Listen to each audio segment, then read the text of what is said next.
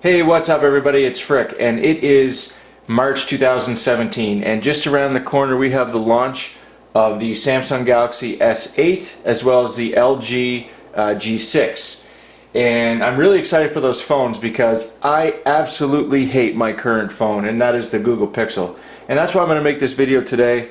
I'm going to tell you why I really dislike this phone. I was really upset because I really wanted this phone to succeed. I love Google as a company. I love Android. And I was really hoping for this phone to do well. And it just doesn't live up to my expectations anyway. And I'm going to tell you why. Because just in case you're thinking about getting this phone, I want you to be able to make an informed decision. So I'm going to give you my opinion on it. Now, just to give you a brief little history of my phone experience. When I got married back in 2007, I got married in San Diego, California. And I am from Canada, as some of you may know. And the very first iPhone didn't actually launch in Canada at all. The first iPhone we saw was the iPhone 3G. And I absolutely fell in love with the original iPhone when I saw it when I was down there in California. And like I say, I fell in love with it. I had to have it. So I ordered one. I was the first person in the Maritimes that had an iPhone. I ordered it unlocked, which is something you had to do back then because obviously you couldn't get it where I was. So, and I've stuck with or I've been with many different smartphones since then. So since 2007, I've had 34 different phones, and I've had almost every iPhone except the 7. I've had almost every Galaxy except the first two, the S1 and the S2. I've had a couple of the LG G series.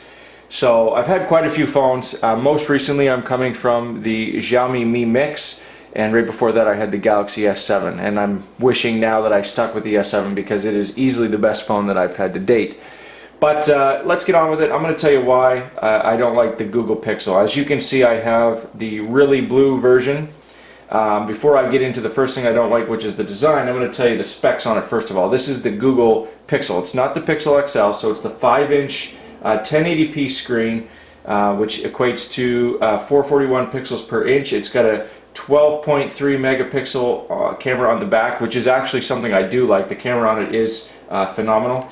It has a Snapdragon 821 processor, which is also something I like about it. It does work fairly well as far as the speed of the thing goes. Very snappy, very quick. It's got 4 gigabytes of RAM, which seems to be enough for a phone nowadays, even though the newer phones that are coming out now have 6 gigabytes. And it charges with the USB-C, which is the newest standard. I really like that as well. But those are the basic specs that you should know. Now, let me get into why I don't like this phone. First of all, I'm going to start with the obvious one, and that is the design. As you can see, and if you've read any reviews on this, you're going to learn that this phone looks a lot like an iPhone. There's very little differences. There's a couple things here, but you got the earpiece here. You got this space down here. Now, one thing I really don't like about this, and with the new S8 and the new G6, I know we haven't really seen the final images of the phone yet because they have not been released, but one thing that they're trying to do is they're trying to get more screen to body ratio. And my last phone, as I mentioned, which was the Xiaomi Mi Mix, had the best. It had 93% screen to body ratio, which means the screen took up most of the front of the body. You see all this extra space here? That is a waste of space, and it really annoys me when a company does that. Now with the iPhone, at least, you have the home button down here.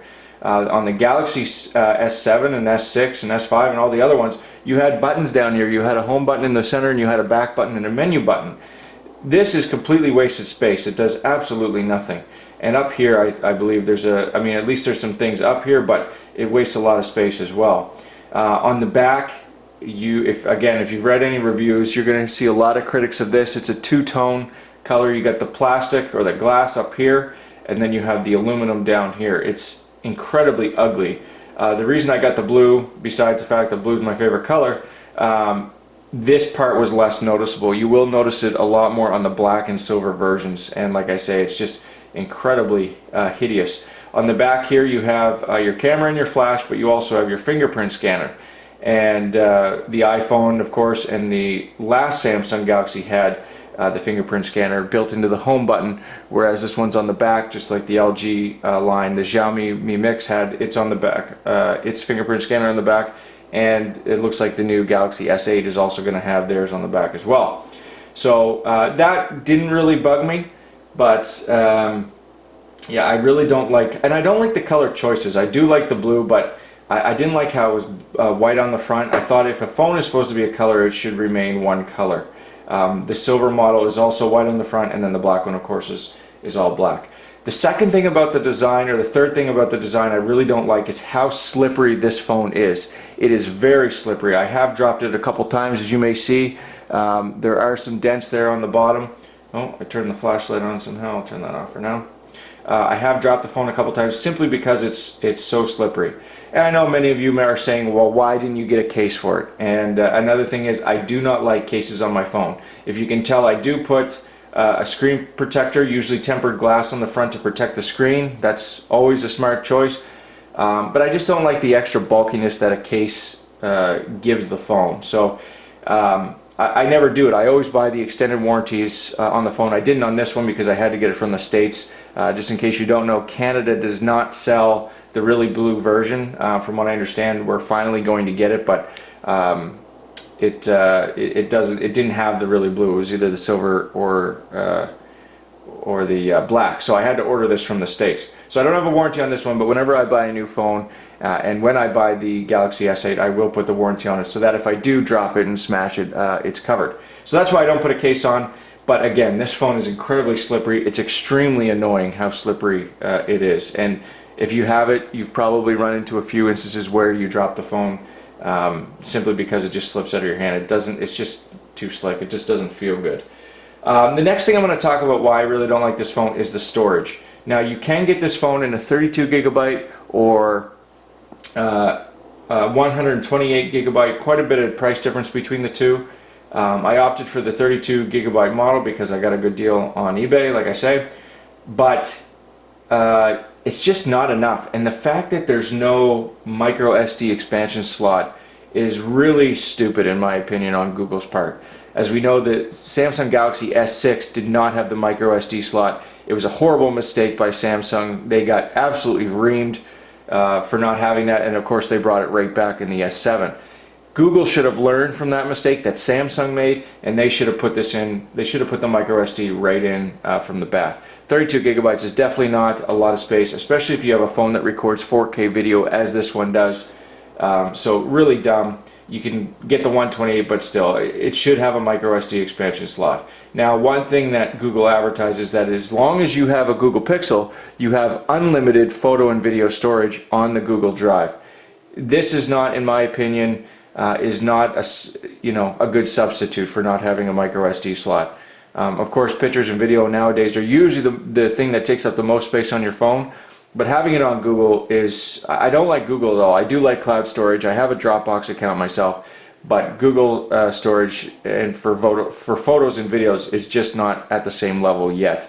And it does a lot of annoying things that you don't really want it to do with your photos. Like it'll make videos and animations out of your pictures, and it will create its own albums, and it's not organized at all, in my opinion, for how you want it. I simply like a gallery that shows all my pictures in order, and it doesn't organize them like that at all. It's really annoying. So that's what I don't like about the storage. Next up, I'm going to talk about the screen. As I mentioned earlier, it is a 1080p screen. It's a 5-inch screen, and which equates to 441 ppi, but in my opinion, it should have came with a Quad HD screen. The S7, the LG G5, for years, as well as the G6 and the G4, all had Quad HD screens. So it's something that really should have been included on the Google Pixel. I know it is on the XL model, the Google Pixel XL, but on the regular Google Pixel, it's simply a 1080p screen. Now, before you say maybe they did that to save battery, which is definitely a good reason, but with the latest update on the Samsung Galaxy S7, you're able to change the resolution. So they should have made that option on here as well. So the resolution, again, is something I really don't like. And I honestly find that the touchscreen on this, and maybe this is just my unit, but the touchscreen on this is terrible. Whenever I'm typing text messages or anything, I find that the keyboard is not accurate, and I know it's not the keyboard app. I've tried other keyboards. Of course, with Android you can simply switch the keyboard app that you're using, but on many occasions the touchscreen has been off as far as accuracy. So again, I don't know if that's my unit or not, but otherwise the touchscreen works fine, but I notice it most when I'm typing. It's just not accurate. One thing you'll see on here on the screen, and like I say, the phone is definitely very snappy. It loads everything up really quickly. Like if I were to load the YouTube app, everything loads really well. No problems there. The Snapdragon 821 is definitely a good processor to have on a phone. Of course, the new ones are coming out, but everything like that works fine. But as you can see, when you get the battery below 15%, it creates this orange border at the top and the bottom. That's incredibly annoying to me, and it's not something that you can change. So it's just really ugly. Just another thing that annoys me. But the operating system itself is good. I mean, the good thing that because it's a Google phone, it's a pure Android. There's not a lot of bloatware. Everything again is very snappy, very quick. But there's a couple things that annoy me. Another thing is the startup time. I turned this phone off and turned it back on the other day. It took a full 3.5 minutes to turn on, which in my opinion is unacceptable for any phone made in the last couple of years. So keep that in mind as well. The last thing, or actually before I get to the last thing, this is an issue that's been known lately. It is something that could be fixed with software, but this issue has been going on. It's been a known issue for over 3 weeks and they still haven't fixed it. Randomly, your Bluetooth will just turn off, and if you use your phone in the car, or I have a smartwatch, I have the Pebble Time, the Bluetooth turning off on its own is incredibly annoying. And like I say, it is something that can be switched or that can be fixed easily through a software update, but it's been an issue for almost a month now, a little over 3 weeks, and they still haven't done anything to fix it, which again, in my opinion, is annoying and incredibly stupid. So I'm going to talk about the last thing here that with the Pixel that I really hate and something that I was really disappointed in, and that is this thing right here. It is the Daydream View, as you can see here. So this is Google's answer to the Samsung Gear VR. Basically, it is the upgrade to their own Google Cardboard, which was actually pretty cool, a cheap way to get people into VR. This is terrible. So first thing I will say, the good thing about it is that it is comfortable. It has a head strap, it keeps it on, so that gives you the advantage over the Google Cardboard. It has nice good lenses in it. It feels like yoga pants, and it fits over your glasses really well. First thing I hate about it is this thing right here.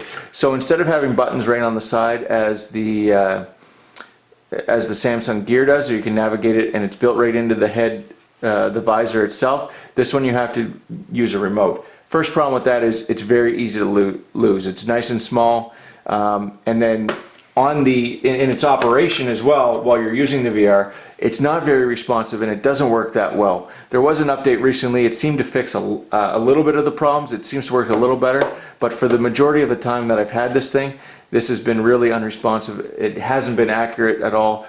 Just so you know, when you put this on, navigating the menus and things like that, this is like a laser pointer. So you can actually see the laser through the visor, and then that's how you make your menu selections. This is actually a touchpad, so it knows what you're moving around, similar to a mouse pad, and then it's a big button as well, and then you have your menu and home buttons, and then there's the volume buttons on the side.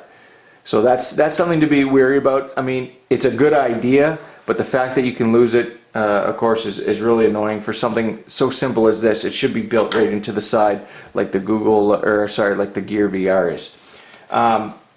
My biggest problem with this that I've noticed over the Gear, because it was designed by Oculus, has a ton of support. It has a ton of apps, a ton of games.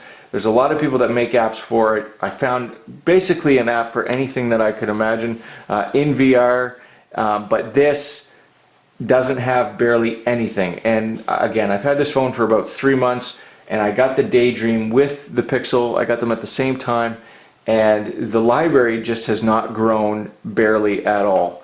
And even the apps that are supported by Cardboard, you cannot run on this. Some of them you can, but most of them you can't, which is also incredibly annoying.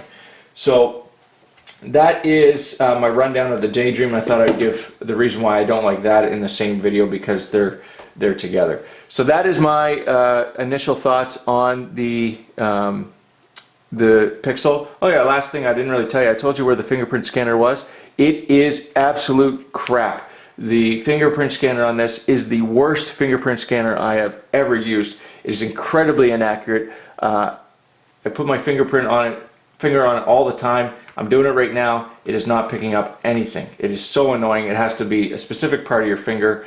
And even on the Xiaomi Mi Mix, which is a phone that's, I guess, never going to be released in North America, it was the most accurate fingerprint scanner I ever used. And there's no excuse for a company like that, which is not nearly as big as Google, to have a fingerprint scanner that is better than this one. This one is absolute garbage. So keep all those things in mind. Other than that, the phone works, but I am excited to get rid of this phone and get the Samsung Galaxy S8 when it comes out. I believe the end of April. We don't know that for sure. We'll get that revealed at the end of this month, at the end of March.